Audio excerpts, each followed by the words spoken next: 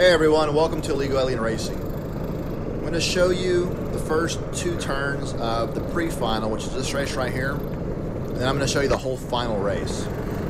Now this is an opening race for the 2021 season, but since we never finished the last race of the 2020 season, this also counts as the final race for 2020. And the situation for 2020 is that I am leading the overall points in the heavies class, and Chance is in second place, close enough that he can win the championship as well. So the championship is up for grabs between me and Chance. I think third place is up for grabs too. So the only person I care about beating this night is Chance, who's in that cart right in front of me, in number 30. And we get points for the pre-final, but more points for the final race. So try to keep it low here and slide out just a little bit.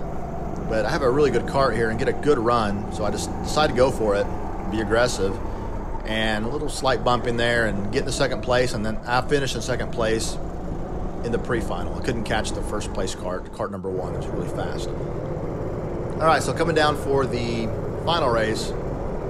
Prior to tonight, I hadn't driven in about 2 months, so I came out a little early and I did 2 practice sessions, and one of the carts I happened to get into was this cart I'm in right now, cart number 9. So I was familiar with how this cart handles, which is good because there's no surprises, because usually we have to kind of figure it out as we're going. So I know what's going on with this cart.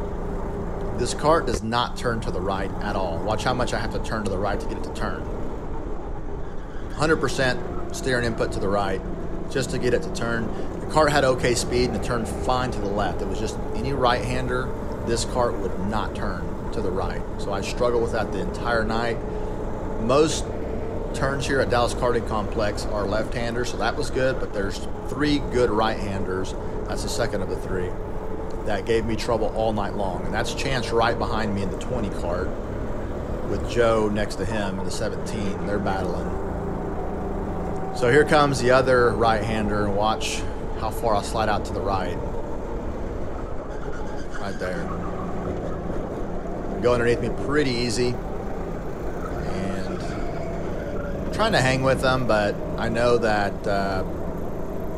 it's probably not realistic. So given the scenario of trying to win the overall points championship, the goal at this point, knowing that I can't win the race, is to just manage every position I can and try to get as many points as I can.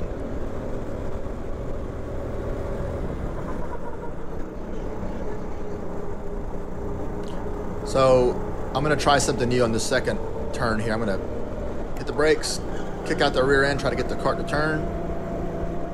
And that didn't feel fast to me, so I abandoned that after the first try of that. But, you know, when you have a cart that's giving you some issues, you got to try new things. By the way, stick around to the end and I'll let you know who won the points championship, either Chance or I. They've got the points totals tallied up after this race was done.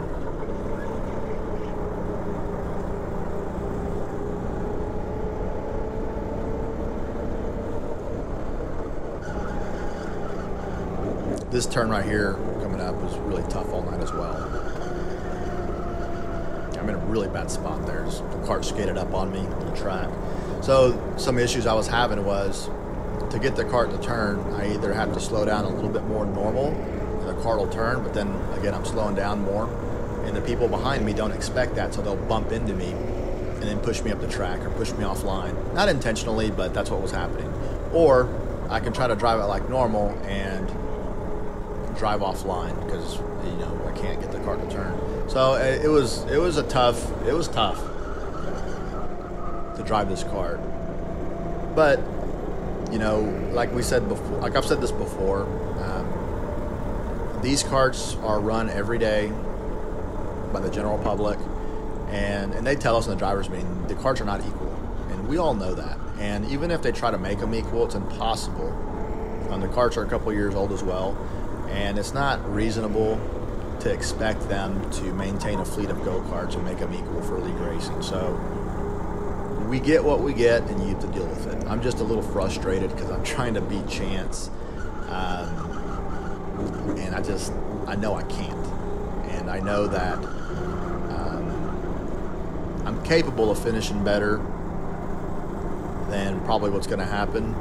But again, I'm dealing with a go-kart that, and other people are, you know, like that guy that swung out. He's got a very fast go-kart. That's go-kart number 1 that won the pre-final. Different driver, but check out how much distance he makes up here. And there's nothing you can do about that. I mean, he's gone. All right, so right here, this is a pole sitter for this race. I tell him, hey, careful. I told him I can't turn to the right. So if you're outside of me on a right-hander, I run into you, not intentional. So if you want to race with us at Dallas Karting Complex, I think you have to be 16 years old or older and just have driven in at least one rental session, and they'll let you race with us. The weight classes, with all of your equipment on, like your helmet and gloves and everything, if you weigh 191 pounds or more, then you can race in the heavies class. You can also race in the lights class too. That doesn't have a weight minimum. If you weigh under 191, if you weigh 190 or below, then you have to race in the lights class.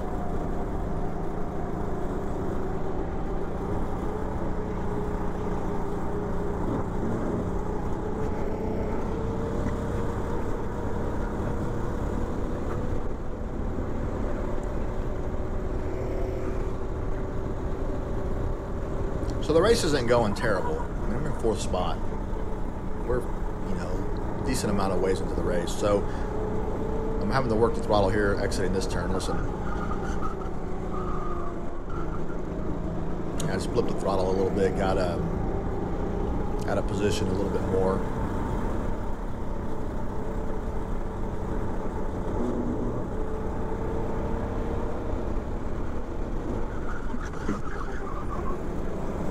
Come on, dude. Was not a fan of that pass, and I'll talk about that here in a second. Here comes Justin and all the other hyenas just devouring me, freight training right past me. So I go from 4th place to 8th place in not very many turns. And then the right-hander, this guy comes inside, points at himself, saying sorry. And then we got some aggressive driving here. So if you've watched the Senna documentary, it's detailed and they're pretty good, where he says if you no longer go for a gap, you're no longer a racing driver. Number 1, this isn't Formula 1. Number 2, that doesn't apply to every gap that exists. So that's my thought on that. Me and Justin have a good laugh about that quote that he had, and we apply it to rental carts. So we get pretty aggressive because these carts have bumpers on them. So if you do something like that, you know, someone spins out or whatever, it's not that big a deal.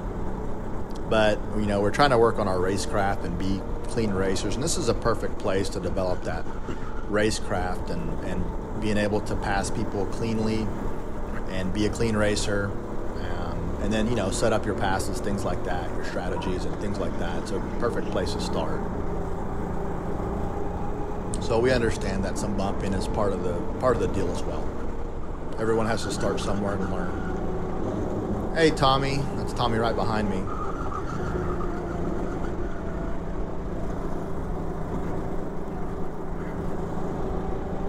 So I'm going to walk you through what happens with me and Tommy here in a few corners further down the track. So going down the straightaway, take a little peek to my left, and there's Tommy. So I know he's faster than me, and he actually has the cart I had in the pre-final. That's a fast cart.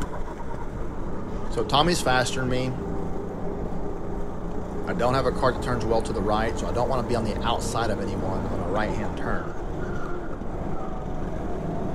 It's going to be hard enough to maintain the turn, and if he bumps me, it's going to be nearly impossible. So right here, that being said, right here, get a good jump on Tommy, and we have a right-hander coming up, and right there decide to back off and just get back in line. I felt like if I'd have been next to Tommy there and we take the right-hand turn, Tommy's not a dirty driver. I trust him going into that turn. I just don't trust the cart. I felt that if I'd have gone for that move, I could have easily wound up and hit the barrier and either come to a complete stop or at least slowed me down a bunch, and a lot of other carts would have passed me. So again, the strategy in this race is to try to maintain as many spots as I can. And given the fact that I know Tommy's faster than me during this race, it just wasn't worth the risk of, protecting the position for a few more turns, potentially at the consequence of wrecking out and guaranteeing Chance wins the championship if I wreck out. So the whole scenario for me didn't make sense. Like, hey, he's going to pass you anyways. If he doesn't pass you there, just back off, get in line, give up the spot, and keep it rolling. So it's kind of what went through my mind pretty quick going through there.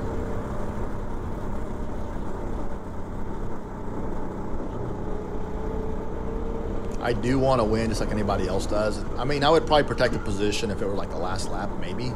But again, I'm looking at the whole situation as a whole and trying to figure out what's best for me long term, not just what's best for me in the short term.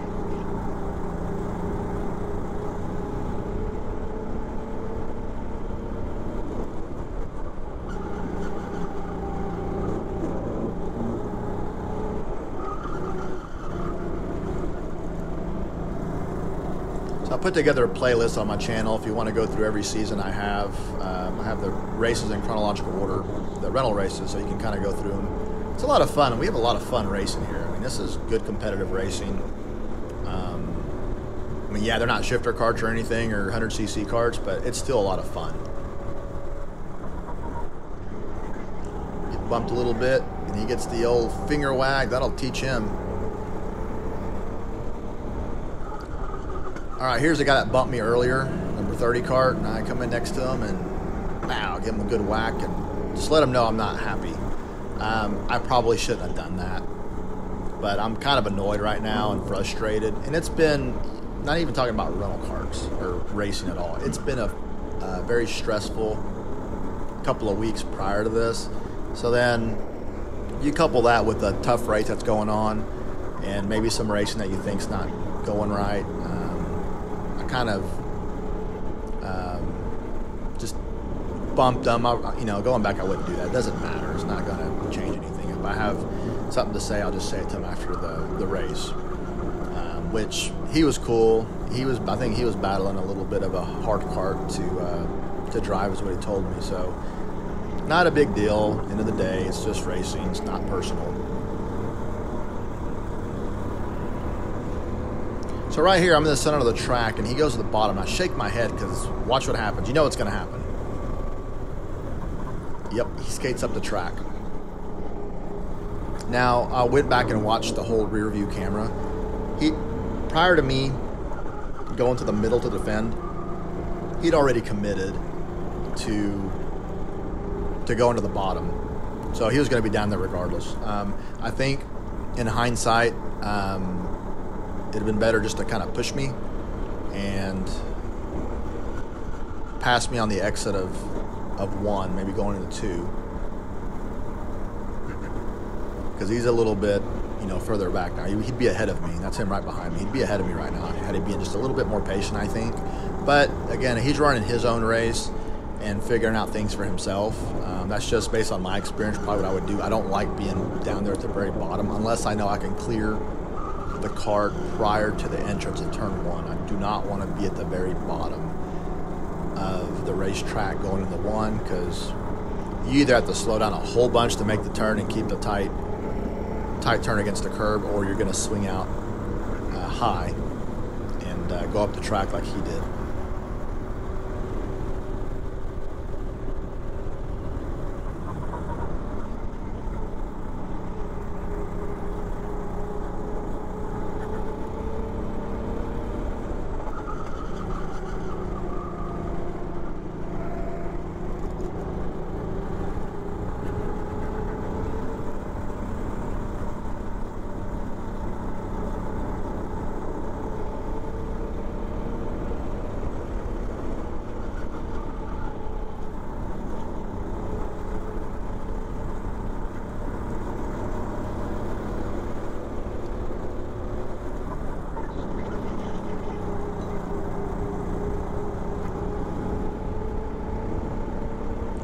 we're getting ready to come down to start the final lap.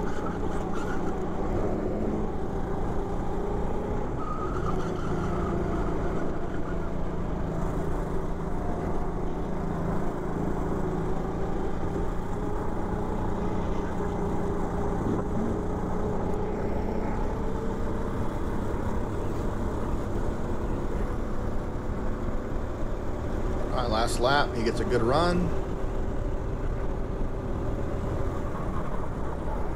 Nice pass.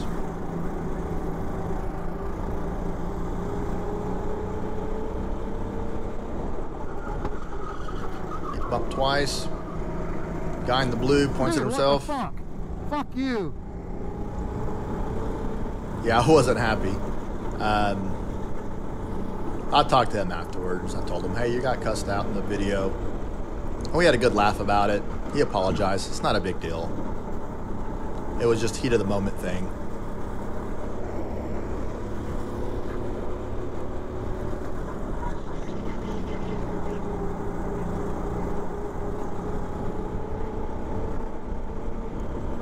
I got a guy right on me, trying to protect that last spot. Again, all of these positions count, you know. So if you're having a tough night at any point in the season, hang in there. You never know when that one spot ends up being the difference between a spot in the final standings, and that's what happened. Is I ended up in 11th spot. They tallied up Tommy tallied up the final point totals. I won the championship. I had a chance by 3 points. So had I parked it at any point during the season, I would not have won the championship. So everything you do out here counts. Every spot counts. Battle for every spot. Try to play it smart when you need to play it smart. So it was a cool season. So thanks to Dallas Karting Complex on a good season, and again on the fellow racers for, you know, we have a good time together for being competitive drivers.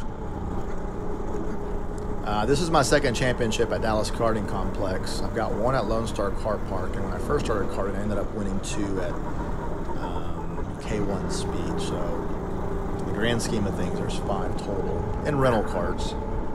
So that's kind of cool.